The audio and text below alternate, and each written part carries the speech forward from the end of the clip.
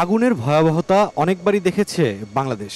সবশেষ আগুনে পুড়ল হযরত শাহজালাল আন্তর্জাতিক বিমানবন্দরের কার্গো সেকশন। আমদানি করা পণ্যের বিশাল মজুদে আগুন লাগে শনিবার দুপুরে। প্রায় ২৪ ঘন্টা পেরোলেও আগুন পুরোপুরি নেভানো সম্ভব হয়নি।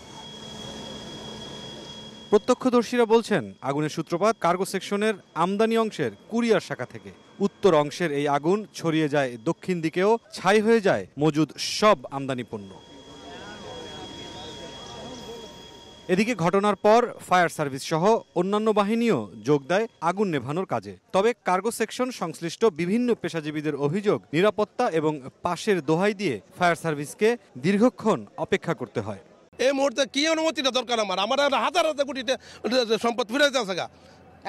আমার ইম্পোর্টার বাড়ি দেন, আমাদের বাড়ি দেন, সরকারি সম্পদ বিল্ডিং গুলো ফুটতেছে, এগুলো রক্ষা করার তাদের দায়িত্ব, আমাদের সকলের দায়িত্ব, কিন্তু আমরা ঢুকতে দিচ্ছে না।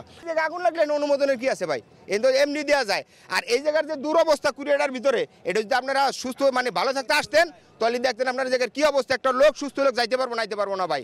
সদরঘাটের কুলির চেয়ে ভাই আমরা এই জায়গায় খারাপভাবে কাজ করি, কিন্তু এটার একমাত্র দায় হলো সিভিল এভিয়েশন এবং বিমান। ওটা ফায়ার সার্ভিস বা অন্যান্য সংস্থা যদি করতো যে না এটা পুরোপুরি সমস্যা নাই, ওই দিক দিয়ে আমরা বাঁচাই। কিন্তু যখনই গাড়িগুলো আসছে সিভিল এভিয়েশনের অনুমতি লাগছে, অনুমতি লাগার পরে তো একটু লেট হয়েছে, তখনই আস্তে আস্তে সব করছে।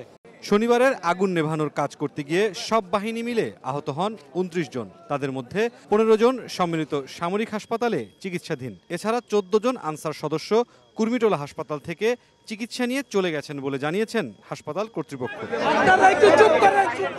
এদিকে ঘটনাস্থল পরিদর্শন করে বেসামরিক বিমান পরিবহন উপদেষ্টা জানান, সব অভিযোগ আমলে নিয়ে তদন্ত করা হচ্ছে, নেওয়া হচ্ছে গোয়েন্দা সংস্থার সহায়তা। ধরনের অভিযোগ এসছে, এটা আমলে নিয়ে আজকে যে আন্তঃমন্ত্রণালয়ের সভা হবে কিছুক্ষণ পরে, এখানে সকল বিষয় শুধু আমাদের না, অন্যান্য মন্ত্রণালয় এবং গোয়েন্দা সংস্থার তথ্য বিশ্লেষণ করে আমাদের প্রয়োজনীয় সিদ্ধান্ত আমরা।